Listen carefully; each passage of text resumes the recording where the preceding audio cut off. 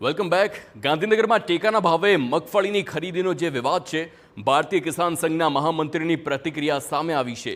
ટેકાના ભાવે મગફળી વેચવાનું રજીસ્ટ્રેશન પૂર્ણ થઈ ગયું તેમ આર.કે. પટેલે જણાવ્યું. સરકારે હજુ જાહેર નથી કર્યું કે ટેકાના ભાવે કેટલી મગફળી ખરીદશે. સરકારની અનિર્ણયકર્તાના લીધે ખેડૂતો મૂંઝવણમાં મુકાયા છે અને તે અનિર્ણાયકતાના કારણે આ મોટી તકલીફ પડી રહી છે. દિવાળીમાં મગફળીના રૂપિયા ખેડૂતોને કામ આવે તે રીતે સરકાર પ્રક્રિયા કરે. ખેડૂતો પાસેથી 50% જથ્થો ટેકાના ભાવે સરકાર ખરીદે તેવી કિસાન સંઘની માંગ છે.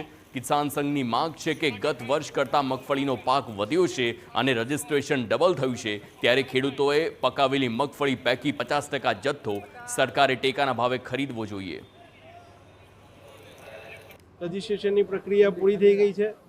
ઝડપથી ખરીદીની પ્રક્રિયા શરૂ કરવી જોઈએ.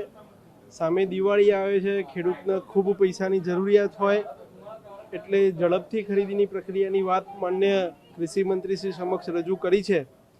ગત વર્ષે જે જથ્થો હતો એટલો જથ્થો લેવો જોઈએ એવી માગણી નીચેથી ખેડૂતોની આવી છે.